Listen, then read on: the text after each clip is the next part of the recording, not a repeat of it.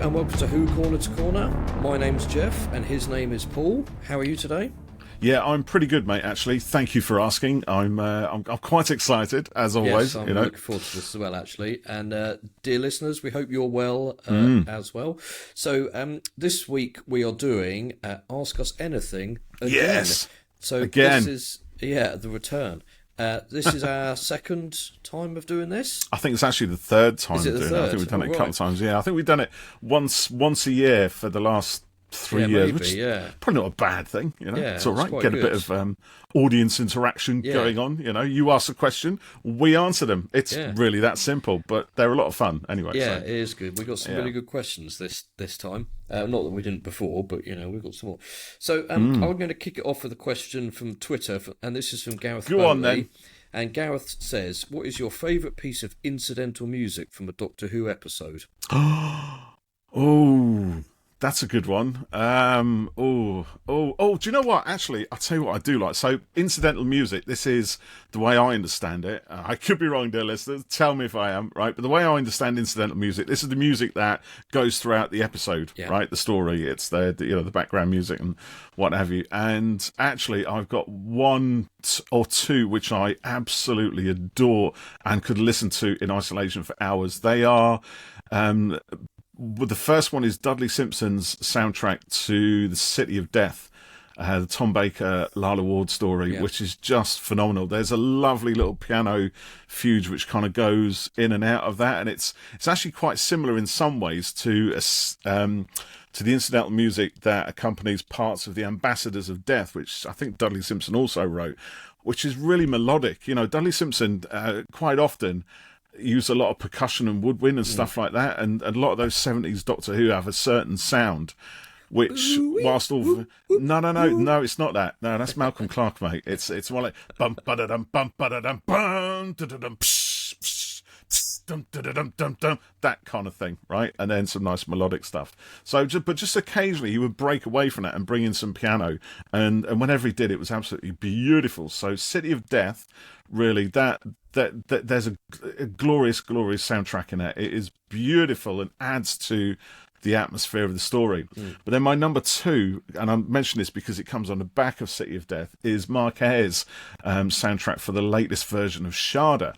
So Shada was at the end of the same season 17, as City of Death, and obviously because it was never released or was never transmitted as part of that season because it was abandoned, don't think it actually had a soundtrack composed for it, or any incidental score. Right. So there've been various attempts over the years to kind of, as you know, sort of reassemble Shada, put bits in that were never filmed. But the recent version out on the collection, the season 17 collection, which is the Blu-ray that came out just before it, where it's all kind of put back together with animation.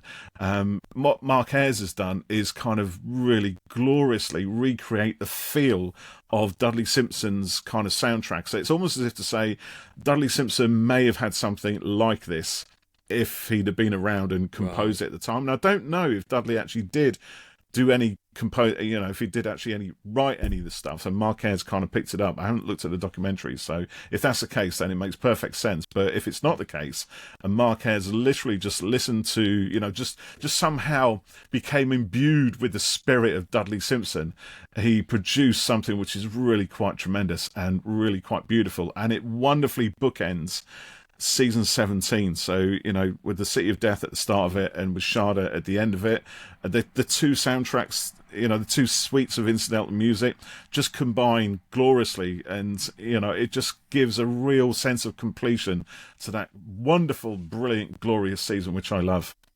I'll have to take a closer listen to those. You should listen to it. Yes, don't mind take a listen. Do listen. Do or do not. There is no take or try. That's obviously a quote, Yes. Just bastardised it is. I'm going to go with Doctor the Doctor from Spyfall Part 1. That is brilliant. Because by Sega Nakanola, it's not very long piece, but what it is freaking awesome. It's obviously quite Bond inspired. It's when the Doctor rocks up to the chateau thing, you know. Yeah, very tux. Bond-like, isn't Yeah. it? And Lots of it's- brass, lots of strings. Yes, and this massive bass drop on it, and these funky drums. It's really cool. So I do love that one quite a lot. And I would probably also go with the Ghost Monument music when the Yeah, Doctor's that is reunited nice. with the TARDIS, and she goes in as well. If you've listened to us before, you'll know just how much I love that scene. He does love it. AKA the greatest scene in all of Doctor Who.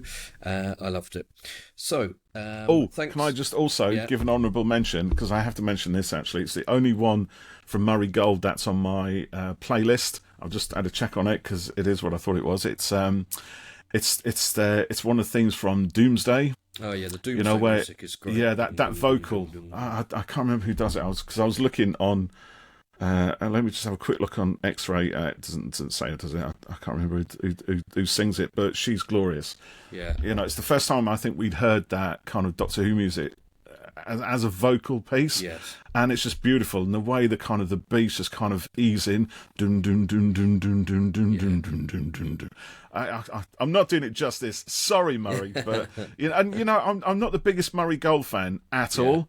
You know, I just, but for reasons, but I can't deny that he does and has created some extraordinary pieces of music for Doctor Who, which, as Doctor Who fans, we should all be proud of, and I think that one is glorious. And it puts me in mind also of the score at the end of Demons of the Punjab, where we had another vocal rendition of the theme tune. But I think because Doomsday did it first, that's got to be my significant honourable mention. Yeah, that's a great piece of music. Yeah. Right. Up next from Dave Crowley, what is your dream as of yet unadapted lost story? So I imagine Paul's going to go with something from the classic times. Quite a lot of that stuff has been adapted into Big Finish audios, which is good. But I'm going to go possibly left field here and go with Patings, which, as Chris Chibnall told us when we chatted with him, was a planned sequel to Saranga Conundrum. And as a fan of the Pating and that little shit, who likes to burp and eat metal and bombs and stuff, I'd have loved a sequel with multiple Patings running around. So one day I hope that we get Patings. So that's what I'm going to go with. Or the original plan for Series 13 that became Flux. Yes.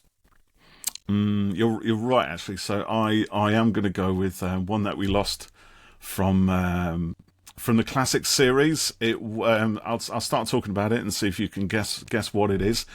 It would have been written by Robert Holmes, and it would have featured the return of the Autons.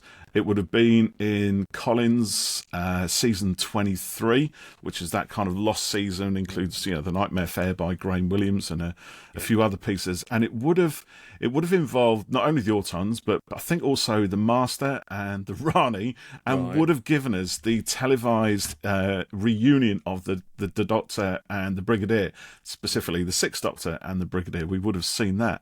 And it is, or would have been called, and I'm sure you know it by now, fact fans, it would have been called, or at least the working title was Yellow Fever and How to Cure It. And it just sounds utterly bonkers and completely actually unproducible given, the times and the stresses that they run to. It was all going to be pretty much on location in Singapore. So as I said, the Master was going to be in it as played by Anthony Ainley, and it would have seen, as far as I'm aware, the Master and the Rani kind of sort of disguised, or I suppose acting under the guise of a sort of travelling street theatre, and somehow the Autons were going to be involved in there. I think there was an opening involving Perry at the Statue of Liberty, and so she'd be back in America, and all sorts of other things. And there's a kind of a sort of mythology sort of based around it as to how grandiose and totally unproducible this was, but it would have been, I'm pretty sure, completely bonkers, pretty dark, with Robert Holmes's trademark, really dark humour, given free rein by Eric Sayward, who just loved as much Robert Holmes as possible and wouldn't, even strike a pen through any of his dialogue at all. So it would have been fun to see that. I don't think it's been produced by Big Finish, No, because it I think doesn't it's look one of like those it, stories that wasn't abandoned as such. I think it was decided that it was just never going to happen. Even if that original premise for season 23 had taken place, it's unlikely that Yellow Fever and How to Cure It would have materialized in the form that it was originally desired. I think they'd brought it back from Singapore, made it a little bit small scale, maybe cut down on the number of villains, because you got the Brigadier, not the Brigadier, obviously the Brigadier in there, but yeah. Autons, the Rani, and the Master. It's a lot to take. But you know what? Under Robert Holmes's pen, I think it would have been quite tremendous. Yeah, so sounds really good. I'd never heard I'd have of loved that to have seen before. that. Okay, that's good. That's quite interesting. Yeah. Okay, Jackson Temporalson says, what Dalek rank do you think should return to the show? Dalek ranks. This is a little bit controversial in some ways, isn't it? Because there are Dalek ranks, but they kind of change over the years. I don't know the sort of, the ranks all that well. Like, I remember the Paradigm Daleks, and the different colours were supposed to represent different personas for them, which I thought was quite interesting, and obviously it was kind of dumped. I'm going to twist this slightly into design, and shock horror, go with the Junkyard Dalek, Recon Dalek from Resolution, because it looks so cool. And then when the actual Junkyard Dalek, or you mean the sort of redesigned version? No, the copper, actual scrapyard, metally scrapyard one. And I was going to say, then it got sexed up a bit and became a chrome, matte beast. It looks brilliant. So that's what I would go for. Although, if I remember rightly, they've all been destroyed now, so it's kind of a one-off, wasn't it? Because that Dalek assembled itself from shit that was kind of just lying around in a junkyard. Literally, that's it. So presumably it would never happen in that way again. If a Dalek, if that Dalek had been on a different planet with different materials, it would have looked different. Perhaps. Yeah. So that's what I would go for. Yeah. Do you know, actually, I do like those that design, and also when they sort of sexed it up in the following Dalek story, it's kind of like one of those drawings that kids make of Daleks, where the proportions, the ideas, they got the right bits in the right places, but the proportions are all wrong. And it's an interesting one with the Daleks, because when you look at the Paradigm Daleks, it's kind of similar, right? Again, they've got the eye stalk, the dome, the grille, the skirt, the bumper, all of that stuff, and yet somehow it doesn't look right, and fans kicked off, and not just fans, but people who are non-fans kicked off as well. It's like, you're messing with the Daleks who redesigned it, and of course they had been redesigned. They've always been redesigned, but they've always stuck to that same pepper pot silhouette. As soon as they started messing with it in the Paradigm Daleks, it's just not right. And yet somehow when they messed with it again with the Junkyard Dalek, it still sort of works. It works better, I think, than the Paradigm Daleks. Interesting. But saying that, the Paradigm Daleks are the ones I would bring back, and because I was really intrigued by those names they were given, like you said. What was it? There was like the Eternal, the Strategist, the Scientist, and I would have loved to have seen something, a story which had something involving those guys, and to find out what was going to be in the bumpers at the back, the humps at the back, because I think they were supposed to be packing all kinds of whizzy kit and stuff like that.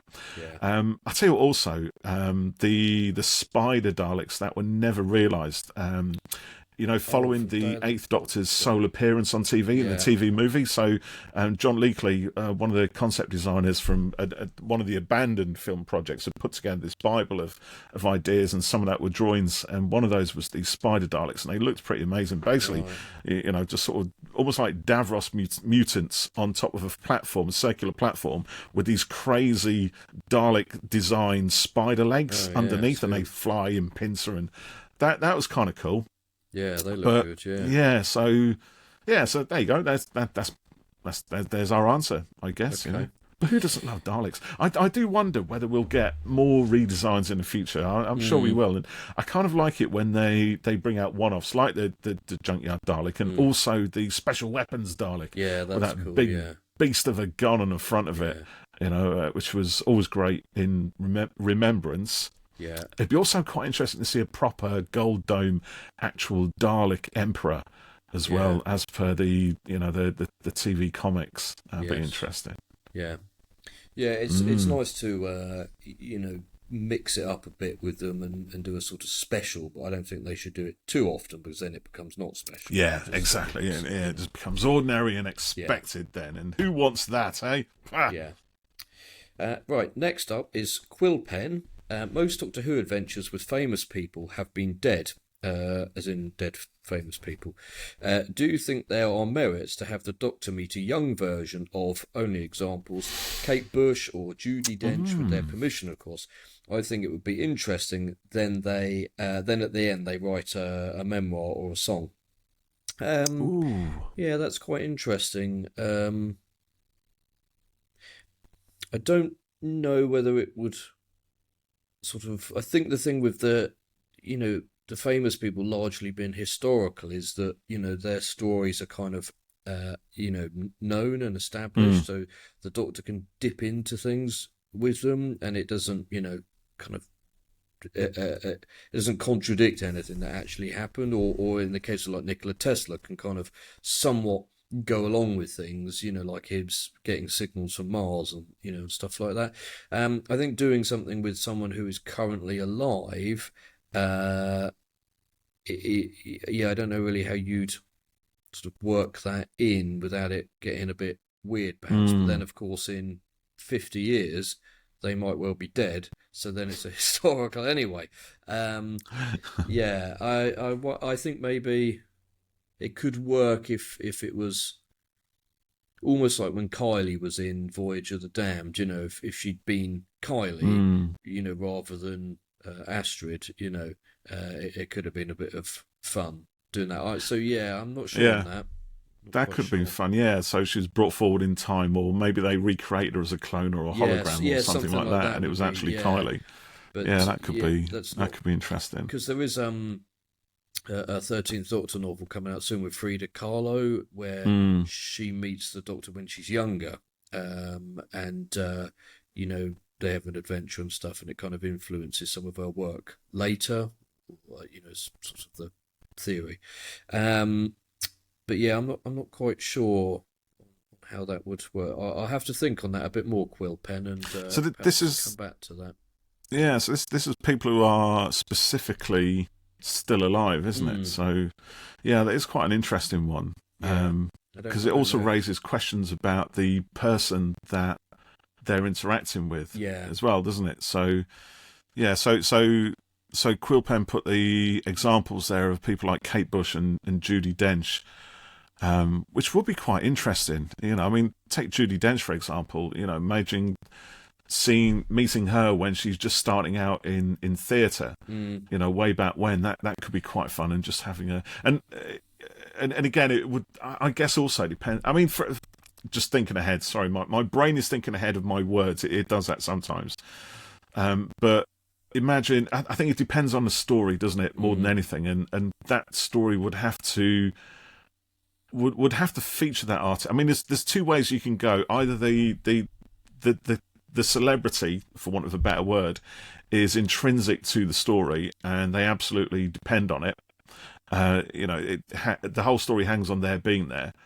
Or actually, it's just like a cameo sort of thing, isn't it? They're in for maybe drop a line or something, and then they're gone. Which is also fun. Things like thinking of Ken Dodd, the Tollmaster. But again, he didn't play Ken Dodd. He was the Tollmaster, but he's so recognisably Ken Dodd. Yeah, you can't get away from that. Yeah. So there's different ways to cook it, I think. But I think it's probably safer dealing with people who have long since shrugged off their mortal coils and ascended to the ether. I think so. Yeah. But it's an interesting one, isn't it? I think if it was the right person and they were up for it, obviously, it could be done. Do you know? The more I think about it, I do really like the examples they put there of Judi Yeah, Dench and you Kate could have Bush. Kate Bush You know, meet the Doctor, and they have an adventure, and then it forms the basis of a Kate Bush song. well, Goes yeah, running yeah. up I the mean, hill. or even going further back, because I was thinking Wuthering Heights, but obviously Mm, Wuthering Heights, Kate Bush song goes back to Emily Bronte. yes. So then you got the Doctor meeting Emily Bronte. So Mm, that could be fun. And actually, can you? And this would be one specifically, I think, for the 13th Doctor. I can just imagine her, interacting with the Bronte sisters and getting involved in all their kind of dark, sort of gothic mm, kind of trappings, and their romances and all sorts of things going on. In that wild and rugged Yorkshire yeah, landscape. yeah, From centuries ago. So yeah. there's potential there. There is The idea potential. of the Yeah. other, the outsider, Mm, the shadow beyond the window in the storm, that kind of thing. That would be great fun. yeah, yeah. There is something there, I think, but I'm not quite sure how it would work overall. Good question, though.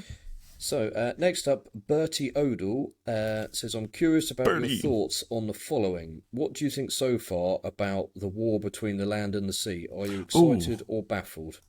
I just scrolled past that one. There we go. I can see that. Yeah. Hi guys. I'm curious about your thoughts. What do you think, Mr. Jeff? What's your thoughts on this one? How are you geared towards it? It's a show that's coming. Is that it? That's it. I mean, it's a good cast, and I do like Gemma Redgrave's Kate Stewart. I will, of course, watch it. It's a terrible title, The War Between the Land and the Sea. Do you think? I don't like it. So clunky, I should say. But yeah, I mean, it's Sea Devils, I think, and maybe Silurians, which is not a bad thing. So yeah, I reserve judgment. It's not necessarily firing me up right now, but I mean, Pete we'll see. McTighe's Yeah, that's one of the just what I writers was gonna behind say. it, isn't Yeah, he? I think he's he's done effectively quite a lot. handling it. Yeah, so he's very good. So yeah, there's confidence there in that. How about you? Yeah, I'm maybe I'm maybe probably as ambivalent as you are towards it. I guess I think, having been somewhat disappointed with the recent run of Doctor Who stories, Yeah. I kind of feel that if these are going to continue in that sort of vein, if they're going to be of the same kind of tone and flavour, then I kind of wait to see. Of course, I'll watch it, but I've also been slightly hesitant towards some of the other spin-offs. I mean, I watched most of the Sarah Jane Adventures because Freya, my daughter, watched them and she enjoyed them, but I didn't watch all of them. I didn't make a date to come down when she'd watch it. I'd watch it if I was around and she had it on, kind of thing. Yeah. Torchwood, I did start watching and didn't enjoy really until it got to the Children of Earth serial, which I think was season 3, Yeah, and then it really became something else. And Class, I didn't even make it past the first episode. I didn't even make it to the end of the first episode. So the whole Doctor Who TV spin-off thing, I'm at the point where I can take it or leave it. Yeah. I think, and I kind of suspect this might be it's purely personal, of course. I'm sure it'll be brilliant, and everything else, but I guess I'm just waiting to see. Really, Yeah. I'm neither excited nor unexcited. I'm properly, if it disappears and we don't actually see it for some reason, it doesn't happen, then I'm like, okay, whatever. I wouldn't be gutted that we've lost something marvelous. Yeah. Yeah. That sounds really negative, doesn't it? But I just, Yeah, I you know, I just think I think.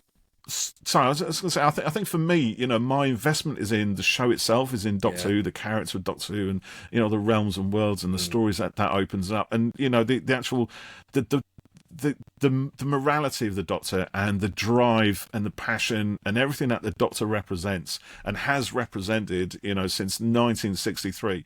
That's always been the key point to Doctor Who for me. I think, whilst there are a lot of good stories that don't feature the Doctor, I think they are somehow made not necessarily weaker, but different. They kind of, they fall more into the mold of sort of generic sci-fi fantasy adventure. I think there are very few instances where you take the Doctor out of a story and it remains to be something special. You look at something like Blink, for example, which is generally hailed as a brilliant masterpiece of Doctor Who and everything else. But the Doctor is there through the story. The Doctor is Yeah. still driving it, So even though the Doctor is removed from the story as as a kind of key protagonist, they are still moving events along in a certain way. So it still remains to be quite good. If you look at something like 73 Yards, you take the Doctor out of the story, it purely hangs on Ruby and her character. And as we kind of discussed previously, the story either works or fails as to how you respond or how you empathize with her character and understand it. And given the fact that she kind of goes through this whole alternate timeline that we're not expected to invest in, you do kind of wonder what's the point of it at the end of it. So yeah, that's how I felt with that. She was really good. It started out nice and creepy, but it was a bit like, what? I didn't care at the end. And I think that's the same with Torchwood to a degree, as well. I think Torchwood, aside from Gwen Cooper and maybe Yanto, I think all the other characters are absolute bastards. There none of them really that I felt I could kind of empathise with or want to see through. I mean, there's some real nasty pieces of work, and the stories, kind of really showed how nasty they were and how driven they had to be, I guess, to make some really tough decisions, which is quite nice in one respect, but it led for a very single, flat-toned kind of, pretty depressing and rather pointless to my mind series. There was talk a while ago that there was going to be a spin-off series that focused on different, the Daleks or the Cybermen or whatever. And I sort of think, a bit like you were saying, they're great villains, but I'm not sure I don't think they've got enough to be on their own. And also, I watch Doctor Who for the Doctor and everything that goes around it. I don't think I really care enough to watch the Daleks on their own. I mean, imagine that, like, an hour of Daleks. Like, there's inherent limitations with, they got no hands for a start. So saying that, do you not like the it's not one of your best Big Finish box sets? The was it the Dalek Wars and whatever it's called, that thing? What, Dalek Universe? Dalek Universe, yeah. Yeah, but that's got 10th Doctor in it. Oh, is it? Oh, sorry, Yeah. I thought it was purely Doctor Free. No, it's not. No. So no, I'm War Between Shows the how Land much and the Sea. I listen to that, innit? Yeah. My Big Finish knowledge is not that great. I'm not gonna lie. Yeah, I'll wait to see on the War Between the Land and the Sea. I would like to be amazed by it. I'm sure it'll be very good, but right now I'm not sort of hugely thrilled. Yeah, we'll see what happens. I think I was going to say as well, actually, or what was I going to say as well? Because it's completely taken me out of my mind. Oh, just on the Daleks thing. Of course, Terry Nation tried quite hard during the late 60s and 70s to get the Daleks. To give the Daleks their own series, and took them to America in the hopes, and then there were talks about them perhaps crossing into Blake Seven universe, becoming the big bad at the end of Series 2/Series B, whatever side you want to be on for that, and of course that never happened. I'm quite glad it didn't, but of course the Daleks have also appeared in their own TV comic series. Graphic novels and various other things, and I think the danger is obviously that the fact they work so well in Doctor Who is because they are so antagonistic to the morals of the Doctor. They are complete polar opposites, and when you get those moralities kind of clashing, and they force the Doctor to kind of question the Doctor's morality, and whether the Doctor's morality impacts on the Daleks, and then you have the discussion, these things with the conversations with Davros, where those things are kind of brought to light and highlighted and discussed and thrown out there. It's it leads to something interesting. If you have a series that's just purely the Daleks, then other Daleks are always the bad guys, in which case they have to come up against other races that are worse than they are. Yeah. Or do you have them, so they're the good guys in that case? If the Daleks remain the bad guys, then you've got to see them kind of, sort of do their bad stuff on other races that we have to be introduced to very quickly to understand their plight, and then sympathise with them, feel their, I don't know, whatever. So whilst there's interesting stuff going on, I tend to agree. I think a lot of it's kind of background on that. But we'll see on the Landers. Depends again how interesting the Sea Devils and Silurians Yeah, are. that's it, really. Yeah. I think there is enough there to hold the story. It's the big conflict with their interests versus Earth's interests, and the fact that they're not necessarily as a warlike race, or at least not any more than humanity is. We can be, peaceful as well as warlike, and whichever one of those mindsets we're kind of swinging towards at the moment. I guess it's the same with the Silurians. So potentially some good morality stuff in that series, I think. Yeah. Yes, maybe. Yeah. And some good grounding for big action set pieces. So it could be fun. So Bertie also says, do you fantasize about discovering missing episodes? If so, which? Mine is the Macroterra. Yeah, I'd love to see that back properly. The Macroterra. Yeah, that'd be Macroterra, Fury of the Deep, any of those Trout and Hartnell episodes. I'd love to see them back. As much as I enjoy the animations, because I do, a lot of the animations recently have kind of been sort of taking some artistic licenses with the stuff that's around, which is great. If I personally I love that. I like the Macroterra where they've kind of just made things a little bit bigger with the refinery landscapes and various things, and same with Fury in the Deep. Or do you make it true to the TV series? I think the animations in some ways would have yet more agency if the original episodes turned up, because now you've got a proper alternative. The original broadcast plus the kind of envisioned or re-envisioned, whatever they call it, animated version. So always good to see old Doctor Who resurfacing. Gosh, I remember when Tomb of the Cybermen was found. It was the most exciting thing. And of course we've had Enemy of the World, most of the Web of Fear, and none of those stories have disappointed at all. In fact, they're even better, I think, than anybody thought they would be when you can actually watch them, from back to front in their entirety. Not just a myth anymore. Yeah, I would just say anything would be good. Yeah. The Massacre of St. Bartholomew's Eve as well, First Doctor's story, which is really quite a dark story, and the Doctor's motives are kind of called into account. Then there's a lot of that where the Doctor. William Hartnell plays two roles. He also plays the Doctor, and he plays the Abbot of Amboise, who's the main baddie of the piece. And of course, Stephen, Peter Purves, companion to the Doctor, doesn't know for a lot of the story that the Abbot isn't the Doctor. Oh, really? And sees him doing these horrific things. So, and there's a great scene at the end of part 4 of that, which is, it sounds great on audio, and I've heard it, and it gives me the chills. And it's been recreated, I think, by fans and assembled in the sort of photo montage things. But I would love to see it. The whole of that story, to let that end piece really do its work, because when I listen to it, it gives me the chills. Right. It's the first time. Well, actually, the Doctor's morality has always been in question since the start. But as the early series developed, the Doctor kind of became a paragon and has sort of remained so. But just occasionally, there are stories where that kind of virtuosity is sort of pulled into question. And this was the first story we'd had since those early stories where the Doctor was potentially doing something very suspect. So, love to see that one. That's interesting. And one last question from Bertie. Should the Vervoids make their return? No. No. I was just looking them up. They are. Just looking them up?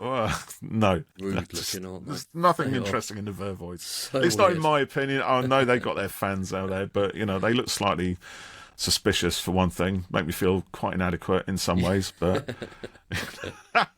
it's just... Right. Wolf FX, who's Chris, who frequently beats me at Magic. Hey, go Chris! He says, have either of you read Scratchman, and what did you think? I listened to the audiobook version read by the man himself, and I think it's probably my favourite Who book now. Yeah, I've read here. Scratchman, written by Tom Baker. And he with Steve Cole and James Goss. Oh, James Goss, actually, isn't it? Not Steve Cole, yeah. And he meets the devil in it, doesn't he? I've never read it. Actually, have you not? It's very good. It's been on my shelf right here for I don't know, since it came out in paperback. So that's a few years ago, and I've just never got around to reading it. I was kind of thinking I'm going to do it at Christmas, because it looks to me like one of the stories that you need to read when the nights are drawing in and things are getting darker and things are scratching at the windows and what have you. So Yeah, it is good. Yeah, I liked that one.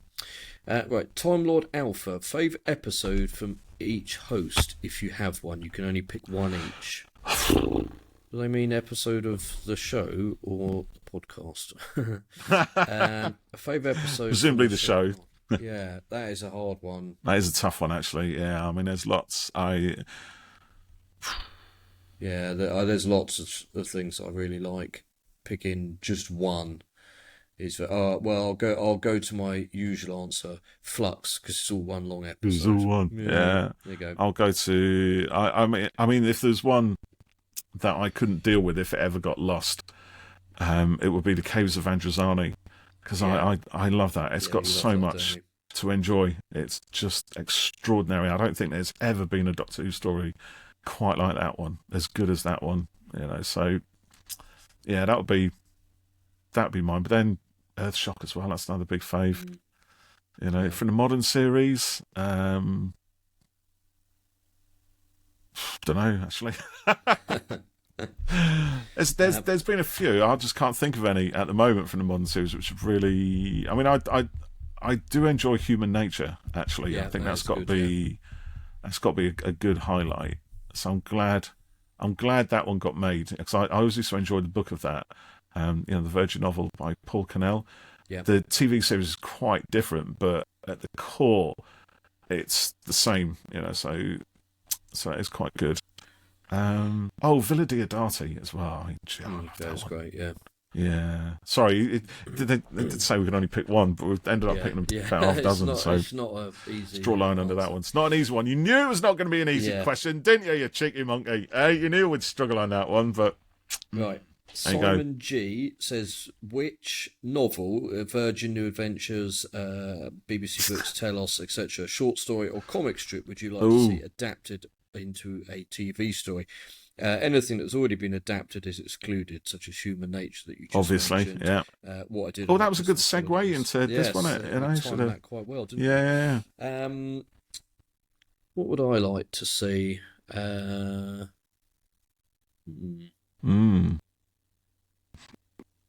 Have you got an answer for that? I do. Shall I go with mine? Because I must admit, I did see this question a couple of days back, and I thought, that's a great question. I love that question. So I started thinking about it. So I am prepared. Or at least I thought it was, until I started doing this podcast, and I realised I didn't have the books to hand. But there are a couple, right? And I'm going to go with, firstly, this one, which is Blood Heat, as you can see there, right, by Jim Mortimer. Silurian, it's fantastic. It's the Silurians, parallel Earth where the Silurians reign supreme, and it is fantastic. I love it. This is, it's also illustrated. For those of you on YouTube can see, I'm holding up the book. It's a fabulous, fabulous story. One of the very best New Adventures stories. So I'd love to see that one come back. It would be epic, and I do wonder whether they take anything through the spin-off, the War Between Land and Sea, from that novel. But I'm also going to go, actually, even more so than Blood Heat. The one I would really, really love to see transformed into TV reality is this baby right here by Ben Aranovich, the notorious novel Transit.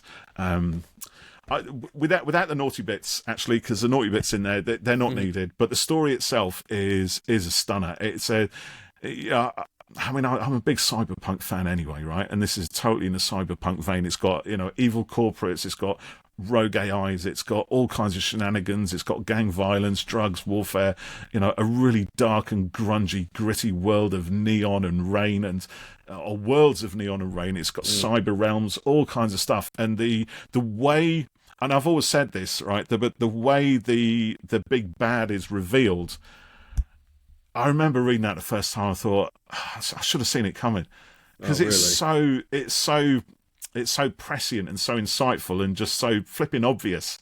I'm not going to spoil it for anybody who hasn't read it, but on the downside of Transit, there's a lot of swearing going on. There's some naughty, sexy stuff, which, as I said, is not needed. And the trouble is, when people talk about Transit, that tends to be what the conversation is about. So, you strip all that stuff out and just look at the story. And in my opinion, it's fantastic, and it would make an epic Doctor Who TV story. Okay, that's good. I'm going to pick Dead of Winter, which was an 11th Doctor novel written by James Goss. And the back of it reads, "The dead are not alone. There is something in the mist, and it talks to them." In Dr. Bloom's clinic at a remote spot on the Italian coast at the end of the 18th century, Ooh. nothing is ever quite what it seems. Maria is a lonely little girl with no one to play with. She writes letters to her mother from the isolated resort where she stays, and she tells of the pale English aristocrats and the mysterious Russian nobles and their attentive servants. She tells of intrigue and secrets and strange faceless figures that rise from the sea. She writes about the enigmatic Mrs. Pond, who arrives with her husband and her physician, and who will change everything. But what she doesn't tell her mother is the truth that everyone knows and no one says, that the only people who come here to do so to die. So it was a really kind of spooky one, of course. You do like spooky ones, don't you? I do, and I just remember thinking it had a really great atmosphere to it. It was kind of coastal and sort of a bit desolate and all of that. So that was one I really enjoyed. But then there's also been other things. Such as Royal Blood, that was a 12th Doctor book that Una McCormack wrote, or The Crawling Terror by Mike Tucker, who we chatted to on the podcast. Oh, yeah. That was full of kind of spiders and stuff, which was another 12th Doctor one. And Prisoner of the Daleks with the 10th Doctor was a good one as well. So, yeah, there's quite a few of those that I would go for. Yeah, I'd love to see some Eighth Doctor stories made into the TV as well. Obviously featuring Paul McGann as the Eighth Doctor. There's one spin-off series I would kill for, and I would be much less ambivalent towards. That's in two questions. Oh, is it? Oh, yeah. Okay, sorry. Go on. Yeah. So Thea Sigma says, what is a Doctor Who scenario that you would love to see in a future episode? This is a tough one, isn't it? More spooky. That's what I'd have. More spooky. Yeah, I don't know. Nothing specific, just more spooky stuff. An actual scenario. Do you know what? One of the I was thinking about the Eighth Doctor. This kind of put this in my mind. Alien Bodies by Lawrence Miles. It's a BBC Eighth Doctor novel. Has the Doctor's body, the Doctor's dead body, up for auction at a sort of gathering of villains, right? Most of whom are after acquiring the Doctor's body because it's got biotechnology in it that can be weaponized and stuff like that. That's a great scenario. That's really good, yeah. To be honest, I mean, I just think it's brilliant. I think for me and what I like in sci-fi and Doctor Who, that is perfection. That is just such a on the one hand, you've got the Doctor faced with their mortality. Obviously it's not as simple as that, as the whole kind of plot transpires. It's nowhere near as it's very timey-wimey and all sorts of stuff going on. But that core concept, the Doctor being faced with their actual end, to know, because there's always that thing where the Doctor's quite blasé about his or her companions, right? Well, we're in the future, you're dead, and everybody knows you're dead, and obviously the companions at times have struggled with that. Even Perry in The Mysterious Planet, when they're on Ravlox, so many centuries forward in the future, everyone she knows is dead, and the Doctor's like, what does it matter? You're here with me right now, But for the Doctor to be put in that position, to be faced with the fact that here is their body, dead, corpse, right? No life, that's it. Then it's it forces the Doctor to behave in a very under stress, I guess. That's the thing. So, and I guess actually, when it comes to any Doctor Who scenario, I like those where the Doctor is under massive stress. It's probably why I liked a lot of it's probably why I liked Human Nature so much, actually. Because the Doctor's human and under stress, and things like Villa Diodati and a lot of the 13th Doctor stories, particularly series 12 and 13, where the Doctor is under incredible stress. And it forces her to do things that may seem slightly out of character, and makes the Doctor more interesting because of that. When the Doctor has to question who they are and why they do what they do. Same with a lot of the 12th Doctor stuff. Although the Doctor's the one that causes the stress with a lot of those stories. So that's quite interesting as well. So yeah, anything which pushes the Doctor to the limits, I think. And as for a specific scenario, not sure. Yeah. Okay. Yeah, that's interesting. What's it called? Dead Bodies. That sounds really quite quite good. Yeah, that's Alien nice. Alien Bodies. Alien Bodies. Yeah, it's a nice. It's a really good story. concept, It's not everybody's cup of tea in the same way that Transit isn't everybody's cup of tea. You know, I've seen people on Twitter who read it for the first time and go, oh, "What's all the fuss about? I don't get it." You know, because it's not told in a traditional sort of linear fashion.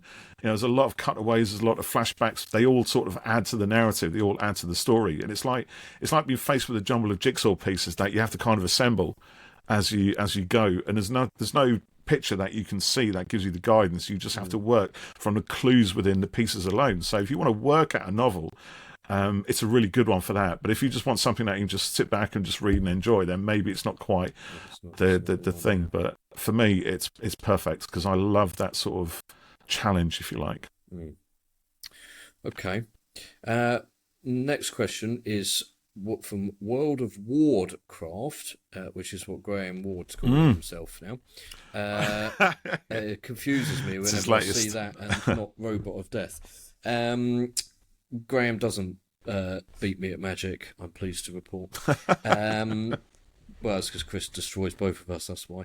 Yeah, there you go. Chris the Master. What's the Doctor Who spin-off we actually need? Oh, there you go. I see where you're going with this, yeah. The spin-off we actually need is Clara and her TARDIS. That's what we need. I'm going to go for the Eighth Doctor, Unseen Adventures or something. Just even if it's just one series, I don't care if it's 6 episodes, 4 episodes, or even one more story with Paul McGann as a Doctor on telly. Please give it. Just do it. Yeah. You know, I would literally sell my limbs for that. Yeah. And most of your internal organs while I'm at it. I will sell Jeff if the BBC are going to give us the Eighth Doctor stories on TV. That's I'm not making you any money there. Probably won't get much for you, mate, to be honest, but you know, every little counts. Jim, you know, if they do a Kickstarter or something, you know, pledge. What are you going to pledge? I'll pledge one of my arms, a kidney, and Jeff. But then I'll be all lonely on the podcast, and that wouldn't be right at all. No. Yeah. Well, actually, then this next question might be doable. Then Jim says, "Loves this podcast. Thank you, Jim." Oh, thanks, Jim. Would you ever consider doing a Blake Seven podcast? Yes. I've never watched it. Next question. Yes, and yes, and yes, and more yes. We should do that, you know, because the collection's coming up soon, isn't it? Series Blake's 1. Corner to corner. We could just do a little spin-off or something, you know. We could watch. Get your first impressions of the first series. Yeah. You've never watched it, have you? No, I've never seen it. Oh, mate. No. Mate. Got to do that. Right. Okay, Jeff's not signing out anything yet. He's under NDA, so non-committal. He's not putting anything out there that can be used against him in a future court of law. I'm not going to commit to it. Right, Morgan asks, what inspired you both to start the podcast? We've had this question before, haven't we? Yeah, we have, yeah. I don't know where we answered it. So basically, in lockdown, we were talking on LinkedIn about various things. And Twitter. Now known as X. Which is where we met. And Paul said he'd not really seen much of the Marvel films. And I said, oh, God, that's a shocker. He literally was about to unfriend me. He said, how can I even be speaking to such a person? That's right. So, well, I've seen some of them, you know, but I fancy watching them again. So do you fancy doing a podcast on it? Yeah, and that was how and we'll do that. Happened. And then you come up with a corner to corner idea, didn't you? Yes, because going from the corner of someone who never watched any of them, from the corner of someone who had watched them before, and meeting somewhere in the middle and continuing the journey.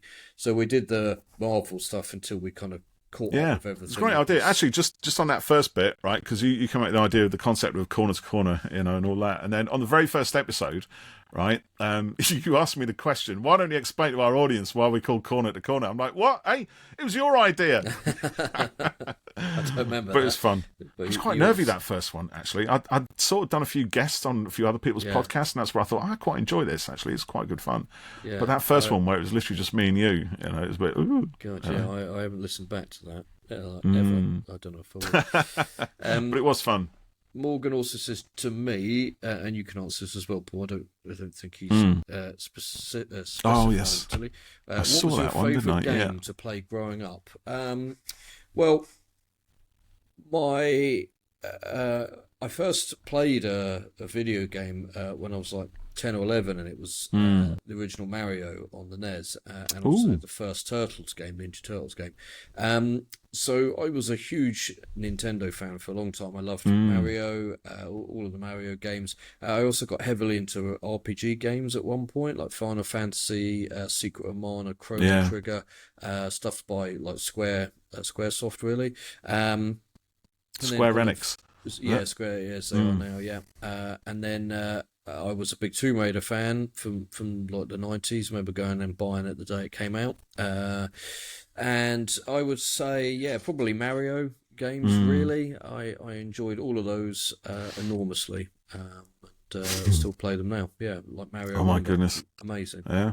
Yeah. I'm gonna show my age now, right? You know I'm an old bastard anyway, right? But I think my first game thing was a grandstand thing that you plug in the telly, take the RF out, and plug the Right, grandstand in, yeah, and it was literally Pong, beep, beep, beep, beep, you know, the yeah, tennis. yeah, Beep, beep, beep, beep, beep, beep. yeah. So that was good fun. To be fair, that had already been out a few years before I got it. So, and then I had an Atari system after that, where it was things like Yars' Revenge, and Defender was always a good one. You know, Right. that was. I mean, do you know, I look at some of this old stuff now, and I think, how the blazes could we see what was going on? Mm, You know, the pixels were like an inch thick. yeah, Right, and everything yeah, was all so low resolution. You had to use a lot of imagination to try and figure yeah. out what the hell was going on. But It's phenomenal how it's it was grown. crazy. Yeah. But fast forward a few years, and to when I got my, because I was always a big Nintendo fan as well. I had a Sega Mega Drive. Me and my mate used to play, you know, the FIFA games, the early games in the '90s, Sonic the Hedgehog, Toe Jam and Earl. That was a good Yeah, co-op that, game. that had really cool Did you ever music, play didn't that? it? Yeah, I did. I had Oh, a it's friend who had brilliant. Yeah, randomly generated Mega Drive. levels, worlds, and Yeah, yeah, Funkatron. Do do that's it. do Yeah, do do do. I and can't the remember best the bit of music. It's music probably was in when there they somewhere. got in the elevator. I think. Yeah, Remember that? Yeah, yeah, and then you yeah. get It was rocket cool. sleds. You pick up rocket sleds, activate Yeah, them, and then everything goes out of control as you zip around and try desperately to try and stop falling off the edge of this land and banging into yeah. ghosts and That shopping was good. ladies. I liked Oh that. yeah, Toe Jam and Earl, that was a lot Yeah, of fun. that's Then it. yeah, so then I went on to an N64 and I had GoldenEye. Mm, That was a yeah, cracking good game, real game changer. That was a lot of fun. And then actually, I think the one from that which really got me was The Legend of Zelda, mm. the Ocarina of Time, which, oh man, that was just something special. Yeah. Do you know I Really, used to really love good. Zelda games as well in my RPG stuff, Mm, but haven't played any of the ones in the last couple of years. But my son has played yeah. Breath of the Wild, Tears of the Kingdom. He's playing Echoes of Wisdom, I think it's called, the one that you play as Zelda in Oh it yeah, now. yeah. Because I got myself a Um, Switch and I need to yes, get a Zelda game for it. mm, I remember asking you, have you yeah, I played the like that they're recent ones? doing the big 3D open world things as well as the kind of 2D top down type things. Yeah, yeah, Like he's yeah. got Link's Awakening, which was an old Game Boy game I used to have. It's Oh yeah. funny seeing it Mm. looking, fairly modern, but still in the same layout that it used to be. Morgan also says to you, what is your favourite genre of music? Well, we can both answer this one again. Mm, Actually, metal. I like metal. I do like metal. To be honest, now I'm a little bit older. I'm a bit more open to all different kinds of music. I think when I was in my teens, I was a proper metalhead. And still am a massive Iron Maiden fan, Metallica. All of those kind of guys. Never been so hot on the sort of more American, the Americana kind of softer rock. Mm, Stuff like. I mean, Thin Lizzy, Def Leppard, yeah, Bon Jovi. I do kind of like, but never really sort of. It wasn't proper head banging nutty stuff. So I was always walking around school with my little Walkman phones in, and if you ever lifted them out, they'd just go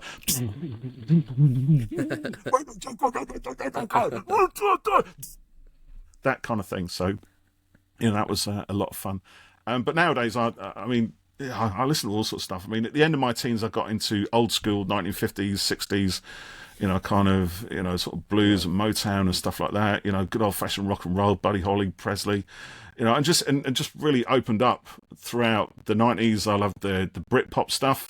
It's sad to see that destroyed by the bland vanilla essence of Coldplay and James Blunt and you know, all the copycats that came after it. I love the Chemical Brothers, Prodigy. I got really into kind of hardcore dance, electronica, you know, all kinds of stuff really. So and now I got into classical music as well, because a lot of it is because actually I'll tell you this little story, right, little divergence, but in the late 90s and throughout most of the early 2000s, you know, I was a rep, right? So I was traveling in my car a lot, and I just was always looking for things to listen to, and I just had, you know, I'd get really bored actually of listening to like Planet Rock, or, you know, actually it was Virgin at the time, but you know, so I'd try classical FM and really kind of got into that, and I'd always sort of liked a bit of that.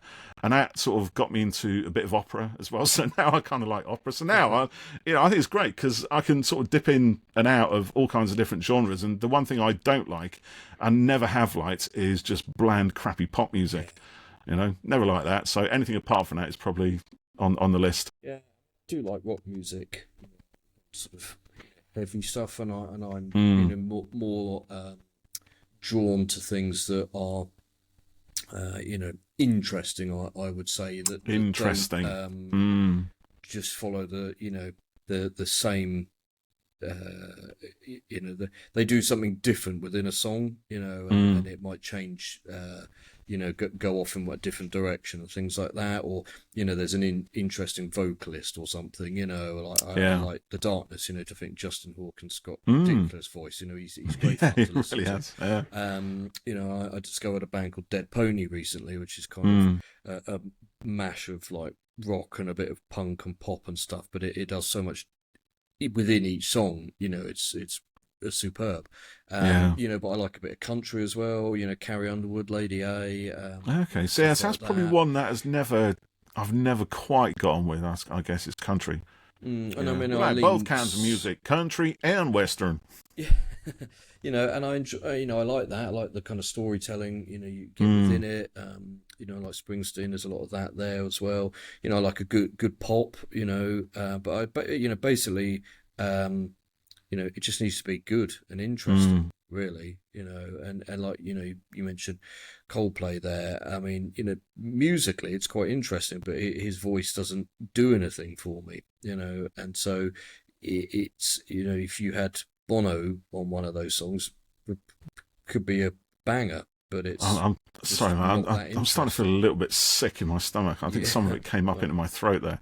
I do like U2 the other day. We're both good U2 fans, aren't we? Probably you more so than I am. You know, I like them up to a point, and then we kind of diverge. But you know, the stuff that I enjoyed in the 90s was, I think, is still tremendous, and I still listen to it now, and that definitely is interesting. Yeah, and there's you know, variety and experimentation within it, you know. So that's all good. Right, DW Fan 91 says, if you could wave a magic wand and conjure up your ideal Doctor Who video game, what would it be and what would it look like in a fantasy dreamland where all wishes come true? That's a tough one, because I think Who games have been quite hard to crack, really, because, you know, a lot of games obviously involve shooting or fighting or, you know, stuff like that, and adventuring things, and the Doctor doesn't do any of that particularly. So I think it sort of inherently makes it quite hard to do. I played Edge of Time recently, which was a VR thing. That was quite good. It was kind of puzzly and things like that.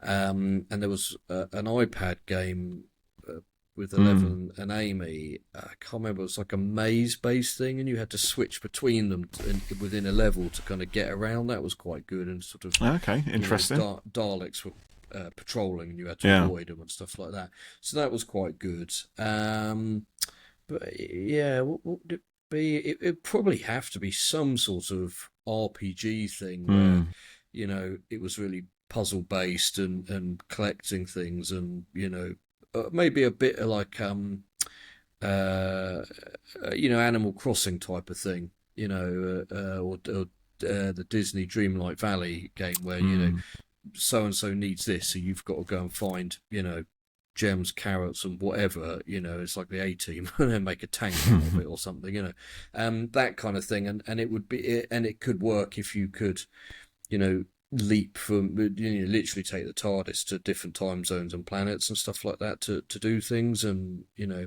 the story involved an element of free, open world, open universe pathways to go through.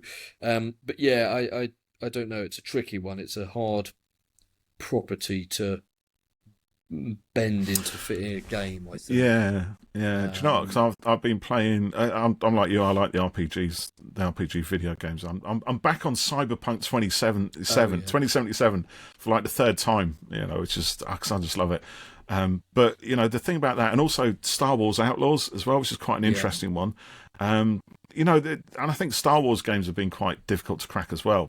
There's been the Last Jedi, Survivor and Jedi Survivor and Jedi Outcast, whatever it was, where you're whipping around with the lightsaber, and those have been pretty good. But the best ones have always been RPGs, and actually the ones where you don't play any known characters. Star Wars Outlaws, the latest one from Ubisoft, is you're a mercenary. You're a Han Solo type, but you're not actually Han Solo. You're at the bottom of the ladder and you go through the universe. But I think what all of those have in common is a very set universe of things in which they happen. With Doctor Who, you don't get that. Yeah. It varies so much. It's between story to story that there's no set look or aesthetic. The only constant really is the outside of the TARDIS. That's the only thing that's relatively been unchanged over the years. Yeah, it's true, Daleks, Cybermen, they've all changed.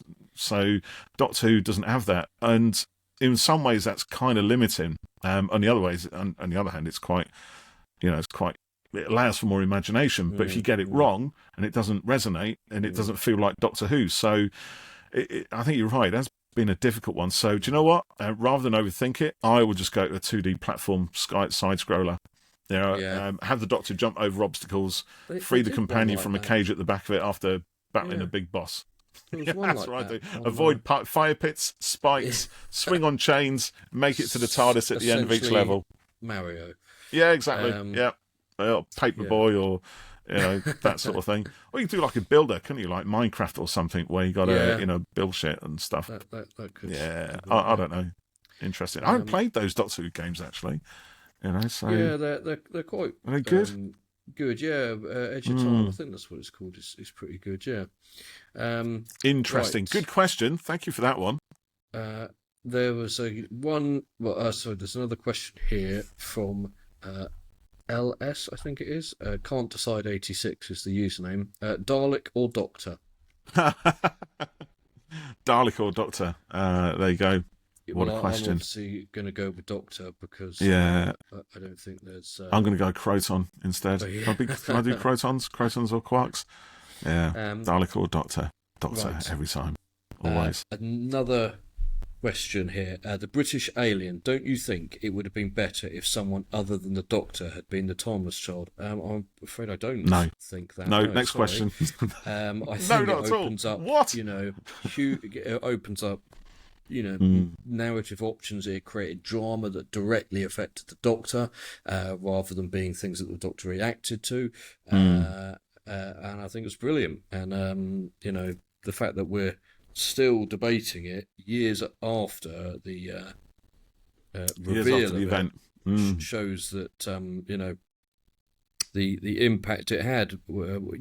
People may complain about it, but it's there now. So, I think there's if you sort of look at the case for the Doctor being kind of untouchable, unassailable in some ways, you can't mess with the character of the Doctor, and on the one hand, I don't think the Timeless Child actually does mess with the Doctor. I think it, like we've said before in this podcast, I genuinely think it restores the mystery, because now we don't know who the Doctor is or where they come from or how long they're going to live or what their background is. So in that way, it's back to how it was in the old days with William Hartnell, And okay, you could say, well, it's messed up the lore by introducing regenerations pre-Hartnell and stuff like that. But, it's never explicitly said that Hartnell was the first. This is a show that does not have... it doesn't have a Bible, it's all made up as you go along. And it's added to and taken away from and all of that. And I think, if we're happy for, people to come along and destroy Gallifrey, then we should be happy for other people to come along and add their own thing. It's unrealistic to expect a showrunner not to do something. No, we just had Sutek as a massive Scooby-Doo, so anything goes in my book. Look how that turned out. Right, another question from... Oh, did you catch that one, listeners? Just rewind it back a few seconds and listen to Jeff and then replay it time and again. Look how that turned out. Look how that turned out. Look how that turned out. That's going to be a meme, I'm telling you. Yeah, well, yeah, Look how that turned out. Your little face on it. This is another one from Jackson Temporalson. What do you think about Doctor Who inspires you? Oh, that's a really good question. I hadn't seen that one. Good, yeah. So for the show, it inspired us to do this, to do the podcast, and to try to, share our enthusiasm and love for it. In a online world that is often filled with negativity and criticism and hate for the show, we thought, hey, it would be fun. Let's come along and like it and enjoy it and celebrate. Oh, we do that anyway. So exactly. We were, it's not like we were like, oh, I know what would be different. It's not like we really hate it and just pretending to like it. We actually do genuinely like the show. So that it inspired us that way, and then I suppose. Within the character and characters within it, to just try and sort of be the best you can be, and to help people where you can, and sort of try and be a good person, really. So that's what I would say to that. Yeah, I'd second that. It's exactly that. The Doctor, it sometimes fails, as we all do, but is essentially trying to do the right thing, and is always actively trying to do the right thing. Not waiting for somebody else to do the right thing. Sees a situation and decides that they're the one who's going to fix it, for better or worse. Usually for better, but And the Doctor is someone who sees people in trouble, wants to help them. These are all positive virtues. We can look at somebody in trouble and say, well, that's their problem over there. I don't need to interfere. It doesn't affect me, and then move on. Instead. Yeah, exactly.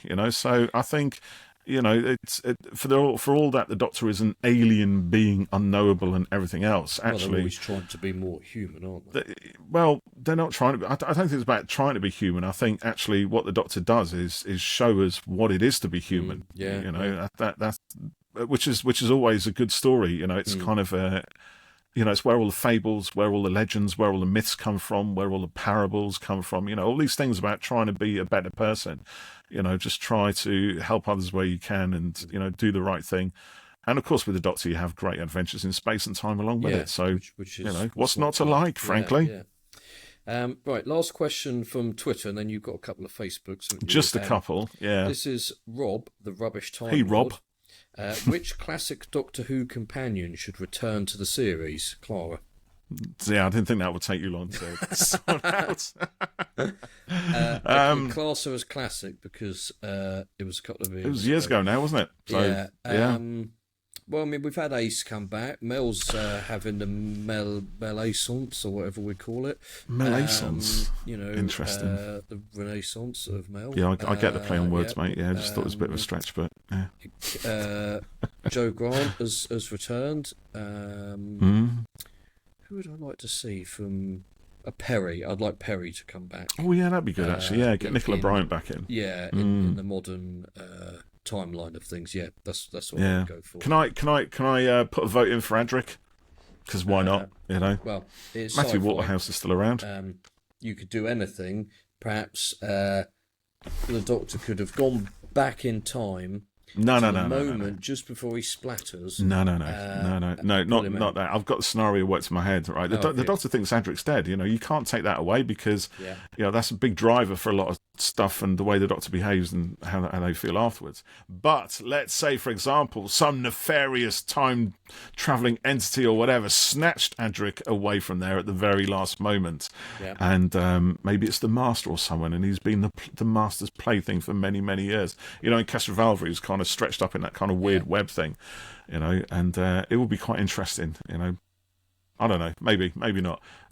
Don't just bring Adric back to be Adric. There was a lot of potential for Adric's character to be, quite interesting, but wasn't always the case, sadly, until his final story. So it's often the way with Doctor Who sometimes, but yeah, it'd be good to Could see Adric back in. I think Matthew Waterhouse would do it, wouldn't he? Probably, yeah. Yeah. So we get an older Adric, a more embittered Adric, someone who maybe isn't the Doctor's best friend anymore. That could be a thing. Yeah, that'd be interesting. Mm.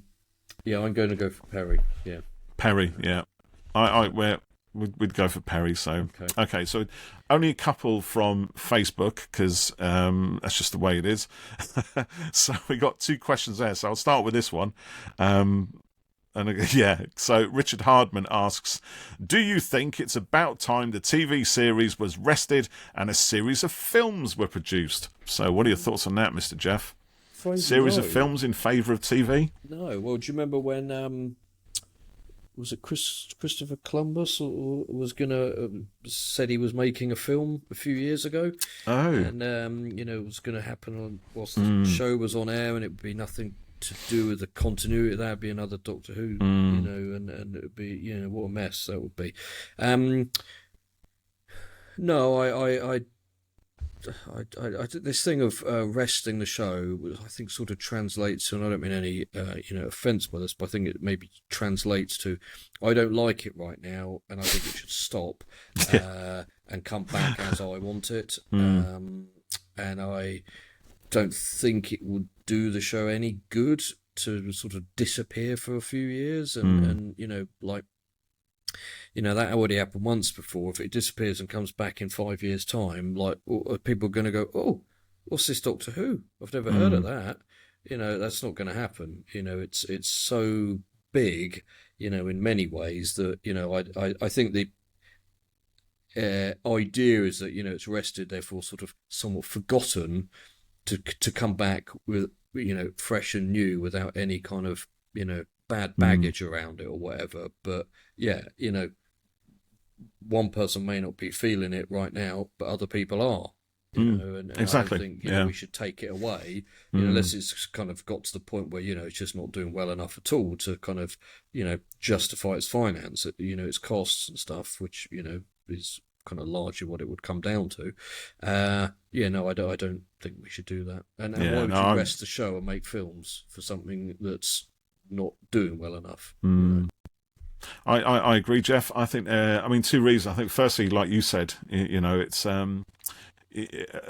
let's rest the show does tend to be a euphemism for, I don't really like how it is just now, and I want it to come back in a way that I'm more receptive to, which I get, and I'm not going to lie, I've felt that myself over the years, but I would never want the show to be rested. I wouldn't want to take away something that people really enjoy, because we looked at series 1 recently on the podcast, and there were some bits we liked, but I think we struggled overall to really think, to feel as excited or as enthused by it as other episodes. But you look online, there are people who love these stories, who find themselves, inspired by them. No matter how ridiculous we may find them, or those who don't like it, how much you don't like it. There's always something about Doctor Who at its core, and the last series had that. It was maybe a little bit more challenging for the likes of me to kind of find it, but it was there, and it's still inspired. It's still brought in new fans, and there are people who love it. Why would I want to wrest that from them? Why would I want to take it away just as they're starting on their fandom journey? I wouldn't do that.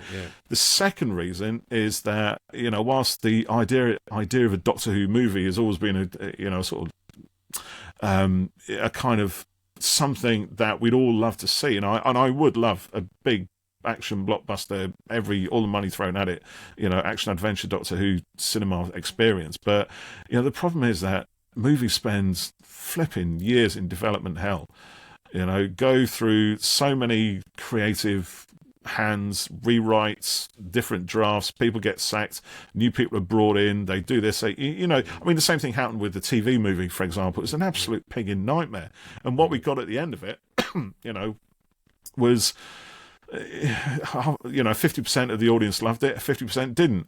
I think it's acquired its fans over time, but at the time it was launched, it was all that energy, all that time and money put into it, and it wasn't, it didn't tick all the boxes, I think is a polite way of saying it.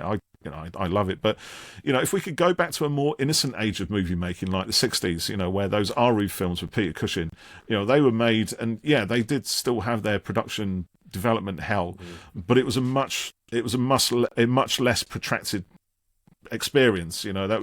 Those movies were turned out in pretty quick time by today's standards, and I would just hate for them to say, announce in 2024 we're going to make a Doctor Who movie, should be around in 2026, and it doesn't actually happen until 2030, and then we get something that just seems like it's been thrown together at the last minute. I would hate for Doctor Who to transition to that. By all means, develop movie-like experiences on TV and show them at the cinema like we do at the moment. I think we've actually got the best way of doing it. I think, that's really good so many things are really made for TV and should, stay there. And, TV isn't as limiting as it used to be back in the day. We don't watch these things on tiny little screens anymore.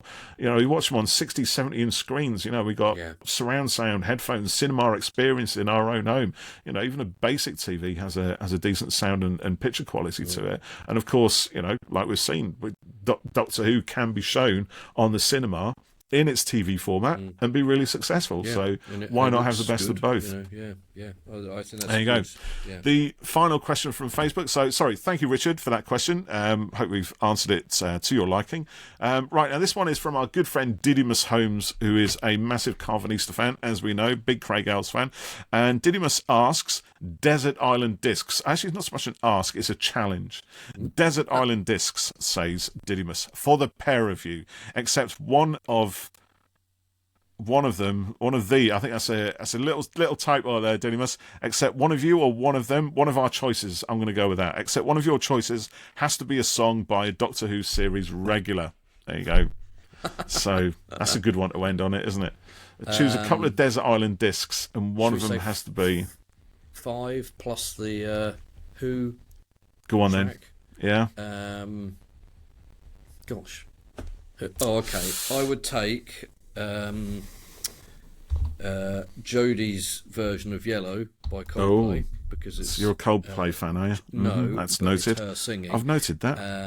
Or Because We Want To by Billy. And then 5, I'm gonna go with albums. I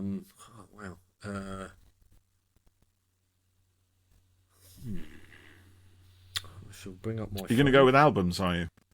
Yeah. How can you pick one track? What are you going to do? I'll do the same. I mean, Desert Island Discs is whenever I've listened to this, on the radio, it's about songs that kind of mean something, or it's songs, or is it? bring Okay. something to like a good memory or something you did at the time, or a moment that kind of means something to you, perhaps. All right, then. In that case, what a swine. I'm going to go then with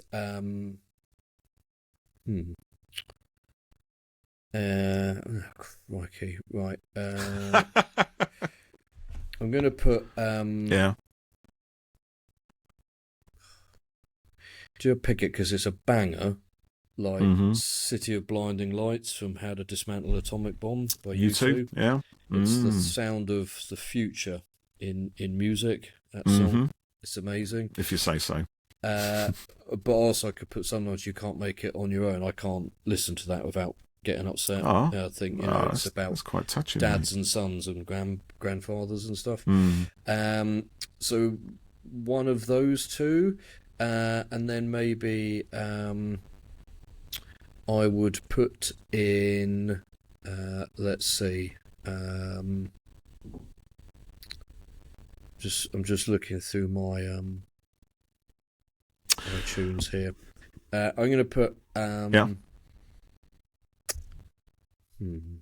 going to put Running with the Wild Things by Against the Current, because it's the song band, aren't that I heard that got me into them, and it's a great song.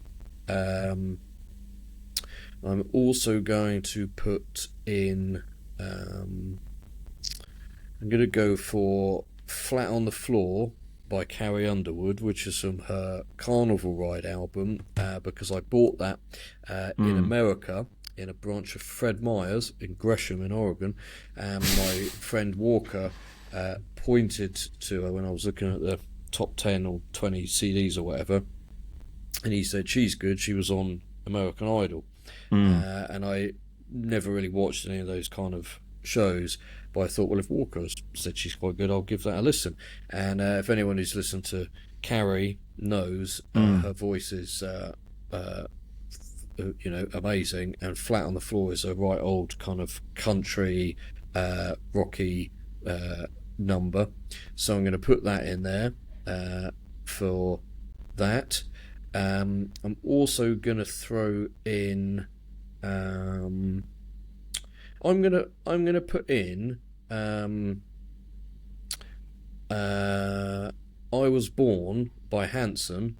Hanson? Yeah, it's a song that my kids and I like, and because Californian rocker skateboarding young kid band from the if you're early stuck 90s. then yes, because Are they still going? Hanson, let's see, let me just make my screen bigger. I thought they only ever did one song and that was it. Oh, look at that. There's a whole ton of Hanson stuff. There's the first album. Well, you learn something new every all day. by Look at that. Hanson. I literally And, thought they were just one-hit wonders and, Nope. were brought together and disbanded and disappeared into the ether. They are brothers. They are doing it completely independently now. Oh, Have good luck been to them, man. since, Yeah, that's good. 2004, and they make rock, soul, funk, and it's brilliant. And Who I would have think thought it? if they weren't still called Hanson, they'd be a lot bigger. But people go, ooh, Probably, yeah. They only should did change their one name. song. Yeah, but then good for them to stick into it as well. Yeah, Defy and the system. Rah! if you're missing out on them, that's your loss. Well. And one more song probably. Crikey, It's a tough one, isn't it? This is a tough one. Yeah. See, if we'd have seen this one earlier, right, we could have prepared a little bit more for it, Yeah, and by but you doing so, you ended up with less shielded blank it space on from me. the episode. Okay, I'm going to drop in because I'm going to spend ages here thinking of stuff, and I think you can overthink it. I'm going to drop in a song from Dead Pony that I mentioned earlier called Bullet Farm, because it's a riotous blast of punky rock Bullet with Farm. kind of 80s kind of surfy Beach Boys style kind of backing vocal type things, and some but not at all like you would think. If listen to it, it's superb. Fat PH. Facts. PHACT. Facts. That's interesting. Okay, thanks. What was your Doctor Who one, by the way? Was it something by Billy Piper? Oh, yeah, I'd go with Because We Want To, probably. Is that just because you had to throw that one in and had to think of it, or do you actually really 'cause, like that song? Who else has been singing? Well, it's funny you should say that, actually. But okay, I'll tell you what. Let me do my. Did we say 5? I'm sure you had 5, about yeah. 20 there, but 5. I'll do 5 if I can, because I was thinking about it while you were humming and hawing. So I think one of mine would have to be Rime of the Ancient Mariner by Iron Maiden, specifically the version on Live After Death. And I'll tell you why, because that was the first Iron Maiden song that I actually listened to and thought, oh, I really love this. And it was because someone had lent me the cassette to listen to, and I plugged it in my Walkman in the school playground, and that opened up a whole world of metal to me. So that was a good one. And also because it's one of these Iron Maiden songs which goes on forever. It's like 17 minutes long. And it tells it tells a story of Samuel Taylor Coleridge's Rime of the Ancient Mariner. It basically puts that massive long poem in song metal format, in rock form. So it's great, So from that, actually, I kind of then thought, well, I'd never heard of the actual poem before, but learned what it was, went and read it, then got into all kinds of other, Coleridge stuff as well. So, it's for people who say metal destroys your mind. No, it doesn't. It opens it up, because you can look at other things. And so that's got to be my Iron Maiden one. Although bizarrely, Yeah, okay, because it means something special, so it's got an attachment to it. That's the key that I'm kind of sticking with here. I think also, oh my goodness, gosh, there is a lot of stuff.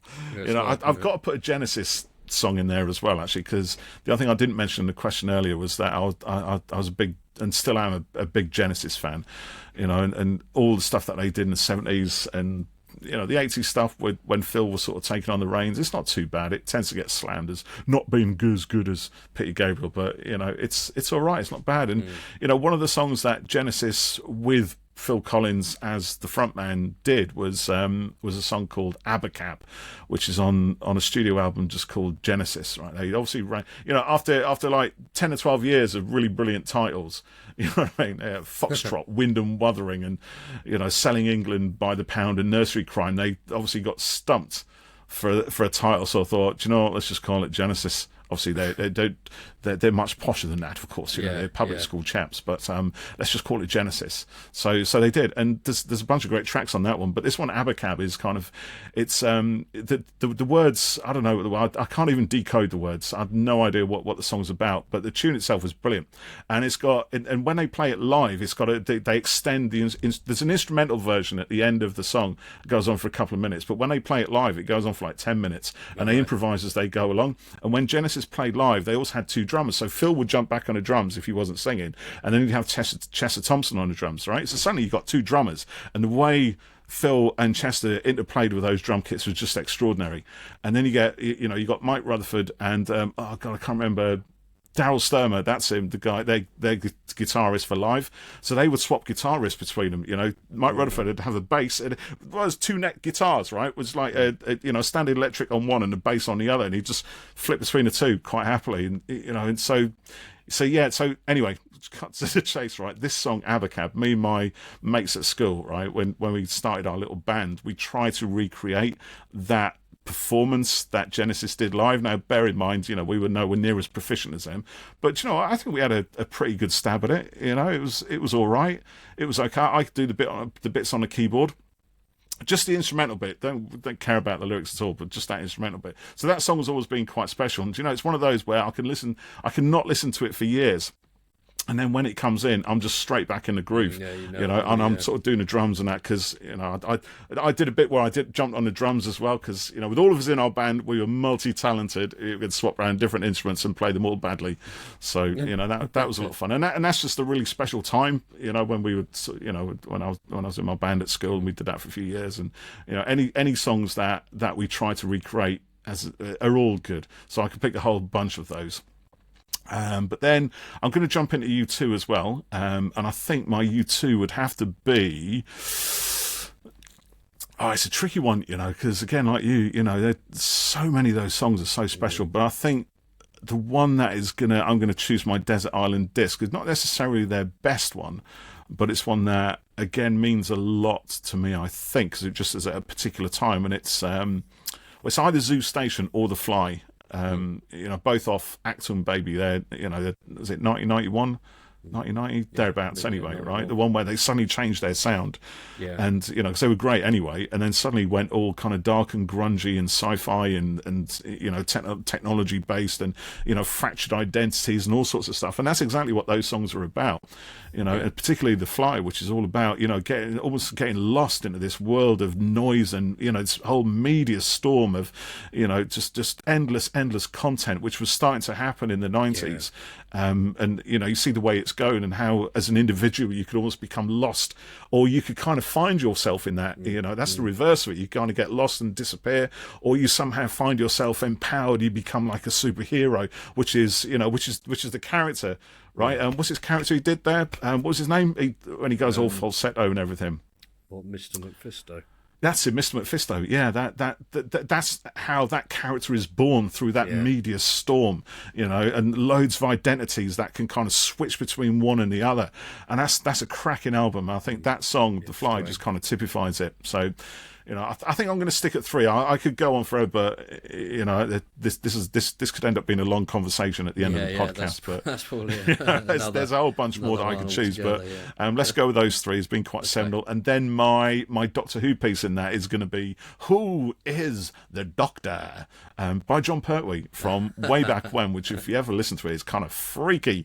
It's got the theme tune in the background, and John Pertwee was doing his weird thing with the hands and his vocals. It's special. Got to be done, you know. So there you go. That's that's my desert island. Thank you for that question, Didymus.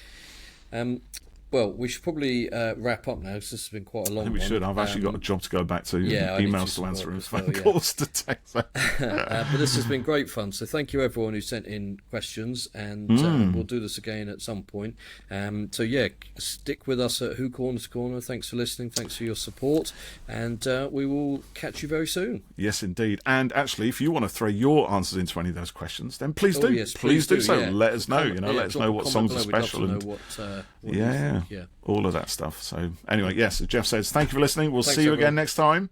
Bye, y'all. Bye. Did I just say y'all? I shouldn't say y'all. That's the thing that I should never say. I will not do that again.